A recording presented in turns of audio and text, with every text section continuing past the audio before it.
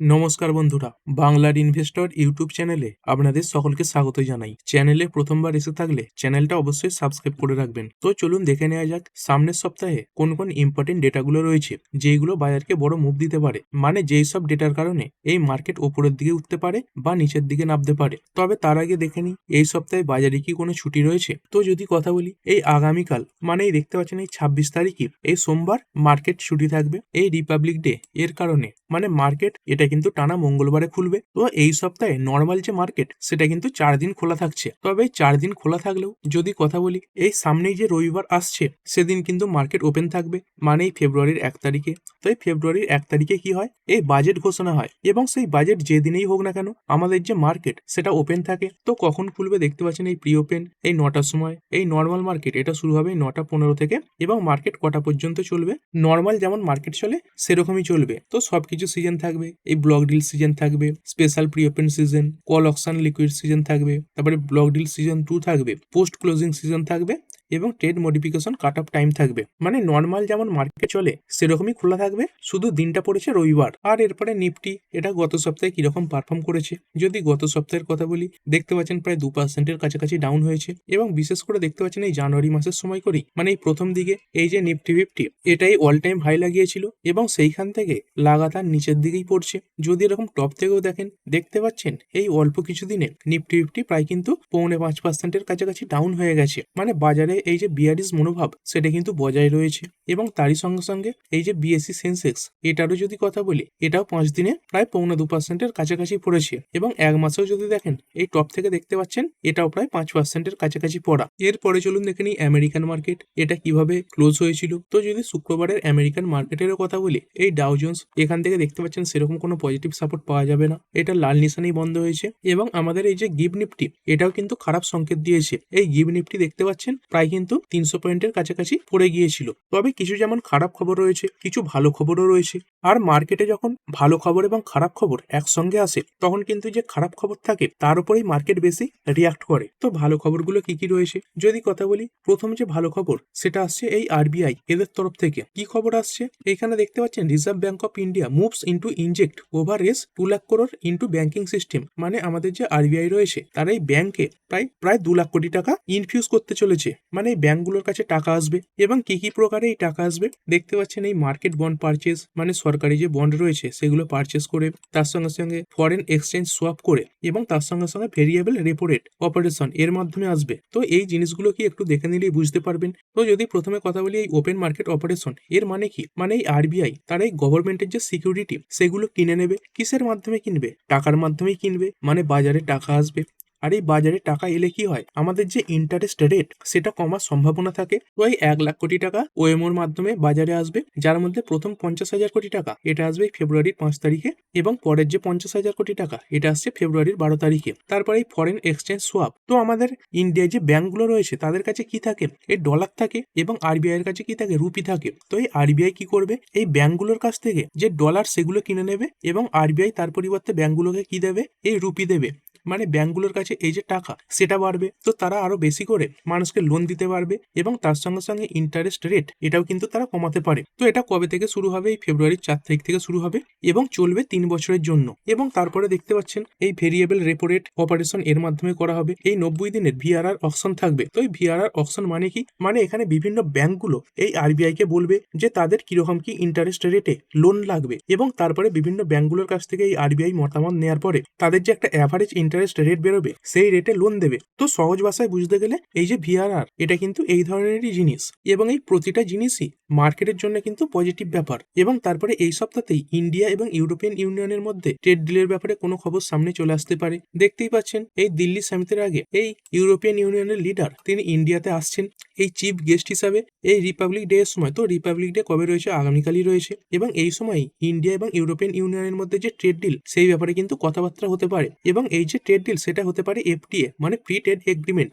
অনেক জিনিসের ওপর এই যে ট্যারিফ সেটা কিন্তু পুরোপুরি জিরো হয়ে যেতে পারে। তো এই ইউরোপিয়ান কাউন্সিলের প্রেসিডেন্ট অ্যান্তোনিও কোস্টা এবং মিসেস ভন দের লিয়ন এনারা ইন্ডিয়াতে আসছেন এই 25 তারিখে মানে আজকের দিনেই নামবেন এবং জানুয়ারি 27 তারিখ পর্যন্ত থাকবেন। এবং দেখতে পাচ্ছেন এই যে ট্রেড ডিল এটা হতে পারে মাদার অফ অল ডিলস। তো এই সংক্রান্ত বড় খবর আগামীকাল কিন্তু সামনে চলে আসতে পারে। দেখতে পাচ্ছেন এই টিউসডে এই দিনেই কোনো মতামত সামনে আসতে পারে এবং যাতে ট্যারিফ এটা কমতে পারে। তো আমাদের ইন্ডিয়া কোন কোন জিনিসের উপর এই যে ট্যারিফ এগুলো কমাবে দেখতে পাচ্ছেন এই ইউরোপিয়ান ইউনিয়নের যে কার রয়েছে তার সঙ্গে সঙ্গে ওয়াইন রয়েছে এগুলোর উপর। এবং দেখতে পাচ্ছেন deal expected to be announced at January 27 bilateral summit. তো এই ট্রেড ডিল হলে ইন্ডিয়ার কোন সেক্টরগুলো লাভবান হবে? এই ইন্ডিয়ার অটো সেক্টর, তার সঙ্গে সঙ্গে electronic sector, textile sector, pharmaceutical sector এবং কেমিক্যাল সেক্টর এইগুলো কিন্তু বড় সুবিধা পেতে পারে। এবং তারই সঙ্গে সঙ্গে ইউরোপিয়ান ইউনিয়নের সঙ্গে ট্রেড ডিল হচ্ছে এবং তার সঙ্গে সঙ্গে আরো বিভিন্ন কারণে এই আমেরিকার সঙ্গে ট্রেড ডিলের যে রাস্তা সেটা কিন্তু আগের থেকে কিছুটা সহজ হচ্ছে। তো এই ব্যক্তিকে অনেকেই চেনেন, স্কট বেসেন্টজি। ইনি হচ্ছেন আমেরিকার ট্রেজারি সেক্রেটারি। তো এনার তরফ থেকে কিছু বক্তব্য সামনে এসেছে। তিনি কি বলছেন দেখতে পাচ্ছেন, Bessent hints at possible US tariff relief for India, মানে শুধুমাত্র ইন্ডিয়ার জন্যই এটা বলা হয়েছে।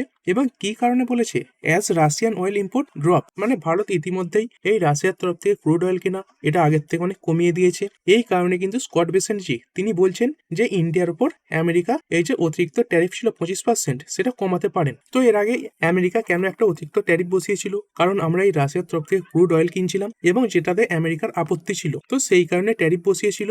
এবং বর্তমানে এই রাশিয়ার থেকে এই তেল কেনা কমানোর জন্য এই স্কট বেসেন্টজি তিনি কিন্তু এই কথা বলেছেন। এবং এই রাশিয়ার তরফ থেকে ক্রুড অয়েল কেনা কমানোর জন্যই দেখতে পাচ্ছেন এই ইন্ডিয়া কি করছে, অন্যান্য দেশ খুঁজছে যাদের থেকে আমরা এই ক্রুড অয়েল আমদানি করতে পারি। এবং সেরকম খবরও সামনে এসেছে এই ইন্ডিয়া মানে আমরা কিন্তু এই ব্রাজিলের থেকে এই যে ক্রুড অয়েল সেটা আমদানি করব। এবং এর আগে দেখতে পাচ্ছিলেন এই আমেরিকা তারা এই ইউরোপিয়ান ইউনিয়ন এদেরকে চাপ দিচ্ছিল যাতে তারা এই ইন্ডিয়ার উপর অতিরিক্ত ট্যারিফ বসায়। কিন্তু দেখতে পাচ্ছেন এই স্কট বেসেন্টজি তিনি বলে দিয়েছেন এই ইউরোপিয়ান ইউনিয়ন তারা এই ইন্ডিয়ার উপর ট্যারিফ বসানোর ব্যাপারটা পুরোপুরি রিফিউজ করে দিয়েছে। কি কারণে? কারণ এই ইউরোপিয়ান ইউনিয়ন তারাও চাইছে যে ইন্ডিয়ার সঙ্গে তাদের একটা বড় ট্রেড ডিল হয়ে যাক। এবং তারই সঙ্গে সঙ্গে রিসেন্টলি আমেরিকা যে ইউরোপিয়ান ইউনিয়নের বিভিন্ন দেশের উপর এই ট্যারিফ বসিয়ে দিয়েছিল 10% ট্যারিফ, যেটা বলেছিল ফেব্রুয়ারি 1 তারিখ থেকে লাগু হবে। এবং তারপরেই মূলত এই যে ইউরোপিয়ান ইউনিয়ন তারা ইন্ডিয়ার সঙ্গে খুব তাড়াতাড়ি এই যে ট্রেড ডিল সেটা কমপ্লিট করার চেষ্টাও করছে। আর এরপরে যদি কথা বলি এই যে বাজেট, এটার উপর তো নজর থাকবেই। এই বাজেট কবে হতে চলেছে?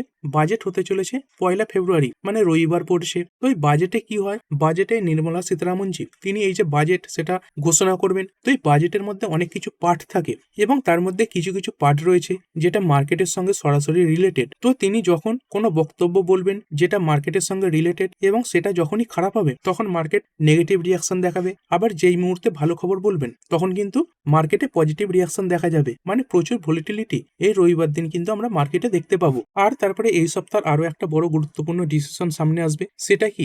আমেরিকার যে ফেড রয়েছে বাই সেন্ট্রাল রিজার্ভ ব্যাংক তারা কি করবে? ইন্টারেস্ট রেটের যে ডিসিশন সেটা সামনে রাখবে। মানে তাদের যে মনিটারি পলিসি সেটা তারা সামনে রেখে দেবে। তো কবেই মনিটারি পলিসি সামনে আসবে? দেখতে পাচ্ছেন এই 27 তারিখ থেকে মিটিং শুরু হবে এবং এই 28 তারিখে এই যে ইন্টারেস্ট রেটের ডিসিশন সেটা সামনে আসবে। তো দেখতে পাচ্ছেন এই যে ফাইন্যান্সিয়াল মার্কেট মানে এই মার্কেট তারা মনেই করছে যে এবারে ফেড কোনো প্রকার রেট কাট হয়তো করবে না। আর এটা তো মার্কেট অনুমান করে চলছে, কিন্তু ধরুন অনুমানের বাইরে কিছু চলে এলো, মানে ধরুন এই রেট কাট হয়ে গেল। রেট হাইকের তো সম্ভাবনা বর্তমানে নেই, কিন্তু যদি রেট কাট হয়ে যায় তাহলে মার্কেটে খুব ভালো একটা রিয়াকশন আমরা দেখতে পাবো। যদি এই আমেরিকান মার্কেটের কথা বলি, এই যে ইনফ্লেশন এটাও কন্ট্রোলের মধ্যে রয়েছে। তার সঙ্গে সঙ্গে এই জবলেস ক্লেমের ডেটা বলুন বা এই জবের ডেটা সেইগুলো ভালো রয়েছে। তো এই ইনফ্লেশন এটা কন্ট্রোলের মধ্যে থাকলে এই যে রিজার্ভ ব্যাংক তারা সচরাচর রেট কাট করে না। এবং তারই সঙ্গে সঙ্গে এই যে জবের ডেটা এটাও কিন্তু খুব ভালো রয়েছে, মানে অনেক মানুষের হাতে কাজ রয়েছে। তো এসব কারণেই অ্যানালিস্টরা কিন্তু মনে করছেন যে এবারে কোনো প্রকার রেট কাট হয়তো হবে না। তারপরে যদি কথা বলি, এই সপ্তাহে অনেক বড় বড় কোম্পানি Q3 নাম্বার পেশ করবে। যেমন এর আগে আমরা দেখতে পাচ্ছিলাম বিভিন্ন সেক্টর থেকে বিভিন্ন কোম্পানি তাদের নাম্বার পেশ করছে। কিছু কোম্পানির নাম্বার ভালো এসেছিল, যেমন আইটি সেক্টরের যদি কথা বলি ইনফোসিসের নাম্বার ভালো এসেছিল, মার্কেট ভালো রিয়াকশনও দেখিয়েছিল। কিন্তু পরেই আইটি সেক্টরের বেশিরভাগ কোম্পানি খারাপ পারফরমেন্স দেখিয়েছে। তারপর যদি ব্যাংকিং সেক্টরের কথা বলি, কিছু ব্যাংক ভালো পারফরমেন্স দেখাচ্ছে, আবার কিছু খারাপ পারফরমেন্সও দেখাচ্ছে। তো এই Q3 যে নাম্বারগুলো আসবে তাদের উপর ফোকাস রাখবেন। অনেক কোম্পানির নাম রয়েছে, যেমন এই বেল, তার সঙ্গে সঙ্গে পেটিএম রয়েছে, ITC, Maruti Suzuki, Axis bank. তো এরকম মোট 500 খানার মতো কোম্পানি তাদের নাম্বার পেশ করবে। তাও যদি কিছু বড় বড় কোম্পানি দেখি, এই জানুয়ারি 26 মানে আগামীকালই অ্যাক্সিস ব্যাংকের নাম্বার আসছে, তারপরে 27 তারিখে কি রয়েছে, এই এশিয়ান পেন্টস, তারপরে বিকাজি ফুডস, সিজি পাওয়ারের নাম্বার আসছে, তারপর MK Global Financial Service, Gopal Snacks, Vodafone Idea, Marico, তারপরে Motilal Oswal Financial Service, PC Jewellers রয়েছে, রেমন্ড, তারপরে সানটেক রিয়েলটি, টাটা কনজিউমার, তারপরে 28 তারিখে দেখতে পাচ্ছেন এসিসি, অরবিন ফ্যাশন, তারপরে বেল রয়েছে, কোচিন শিপইয়ার্ড, তারপরে লোথা ডেভেলপার্স, তারপরে এমএনএম ফাইন্যান্সিয়াল সার্ভিস রয়েছে, মারুতি সুজুকি, তারপরে NDTV, Pine Labs, SBI Cards রয়েছে, তারপরে স্টার হেলথ, টিভিএস মোটর, জিআরএসি এবং এলএনটি এইগুলোর নাম্বার রয়েছে। 29 তারিখে যদি কথা বলি অ্যাগমে সোলার, তারপরে এই আদানি পাওয়ার রয়েছে, কোরামন্ডল ইন্টারন্যাশনাল, তারপরে ডাবর ইন্ডিয়া, তারপরে জিলেট ইন্ডিয়া, তারপরে এই হুডকো রয়েছে, তারপরে এই আইএক্স এদের নাম্বার আসছে, আইটিসি, এনটিপিসি গ্রিন এনার্জি, তারপরে পেটিএম রয়েছে, প্রেস্টিজ এস্টেট রয়েছে, Swiggy, Voltas Limited, Dixon Tech, Vedanta. তারপরে যদি 30 তারিখের কথা বলি, 30 তারিখে কাদের নাম্বার আসছে, এই Aadhaar Housing Finance, Ambuja Cements, Bajaj Auto, Bank of Baroda, তারপরে Blue Dart Express, Cholamandalam Investment, Glenmark Pharma, Jindal Steel, তারপরে Dr Lal Path Lab, Med Plus Health, মিসো রয়েছে, তারপরে এই ন্যালকো রয়েছে, নেসলে ইন্ডিয়া, তারপরে এই সেল রয়েছে, টাটা ইনভেস্টমেন্ট, ওয়েলস্পুন কর্প এবং এনটিপিসি। তারপরে এই 31 তারিখে এই Birla Corp, IDFC First Bank, আর কাবেল রয়েছে, সান ফার্মা রয়েছে, ওয়েব সলিউশন এবং 1 তারিখে মানে এই বাজেটের দিনে রয়েছে ল্যাটেন ভিউ অ্যানালিটিক্স এর নাম্বার। এরপরে যদি কথা বলি আমেরিকা এবং গ্রিনল্যান্ডের ব্যাপারে, তো আপাতত পরিস্থিতি কেমন জায়গাতে রয়েছে দেখতে পাচ্ছেন। এই গ্রিনল্যান্ড এই ব্যাপারটাকে নিয়ে আমেরিকা এবং ন্যাটোর মধ্যে একটা ডিল হয়েছে, তো যেখানে আপাতত স্বস্তি দেখা যাচ্ছে, তবে কিছু অবিশ্বাসের জায়গাও থেকে গেছে। মানে আপাতত এই গ্রিনল্যান্ডের ব্যাপারটাকে নিয়ে পরিস্থিতি কিছুটা ঠান্ডা হয়েছে, কিন্তু পরে এই জিনিসটা এটা কিন্তু আবার বাড়তেও পারে, মানে কোনো নিশ্চয়তা কিন্তু নেই। তারপরে এই আমেরিকা এবং ইরান এই দুটো দেশের মধ্যে যে সম্পর্ক সেটা খারাপ হচ্ছে। আমেরিকার যে নেভি ফোর্স তারাই ইরানের দিকে এগোচ্ছে এবং সেই কারণে দেখতে পাচ্ছেন রিপোর্টের মাধ্যমে এটা সামনে আসছে যে এই খামেনি তিনি কিন্তু এই যে আন্ডারগ্রাউন্ড বাংকার রয়েছে সেখানে ঢুকেও গেছেন এবং ইরান এই ওয়ার্নিংও দিয়েছে যে ইউএস এর কেরিয়ারের থেকে যদি কোনো প্রকার স্ট্রাইক দেখা যায় তাহলে কিন্তু সেটাকে টোটাল ওয়ার হিসেবে গণ্য করা হবে। এবং এসব কারণে দেখতেও পেয়েছিলেন এই যে ক্রুড অয়েল এখানে কিভাবে জাম দেখা গেছে, ডব্লিউটিআই ক্রুড 3% কাছাকাছি বাড়া এবং ব্রেন্ট ক্রুড এটাও প্রায় 3% কাছাকাছি বেড়েছে।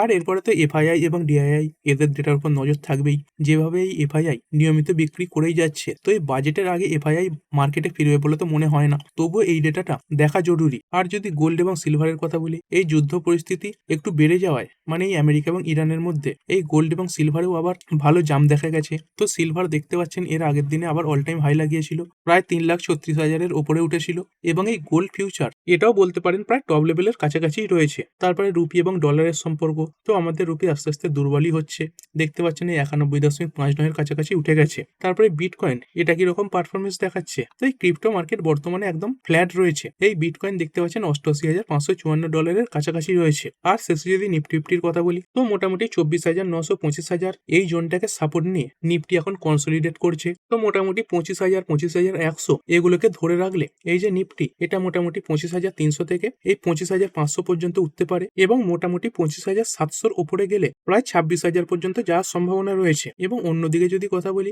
এই 25,000 এর যদি নিচে যায় তাহলে 24,800 এবং 24,500 এগুলো কিন্তু বড় ঝুঁকি রয়েছে। এবং যদি অপশন চেন অনুযায়ী কথা বলি তাহলে বাজার এখন রেঞ্জ বাউন্ড থাকতে পারে, বিশেষ করে এই বাজেটের আগে পর্যন্ত। মানে এই সময় 25,300 25,400 এগুলো রেজিস্ট্যান্স এবং নিচের দিকে 25,000 থেকে 24,800 এগুলো কিন্তু বড় সাপোর্ট হিসেবে কাজ করছে। এবং যদি পুটকল রেশিওর কথা বলি সেটাও যদি চেক করে দেখেন নিচুর দিকে রয়েছে, মানে বাজারে বর্তমানে সতর্ক মনোভাব কিন্তু রাখা প্রয়োজন। তো ঠিক আছে বন্ধুরা, আশা করছি ভিডিওটা আপনাদের ভালো লেগেছে। আপনি চাইলে এটাকে লাইক এবং শেয়ার করতে পারেন।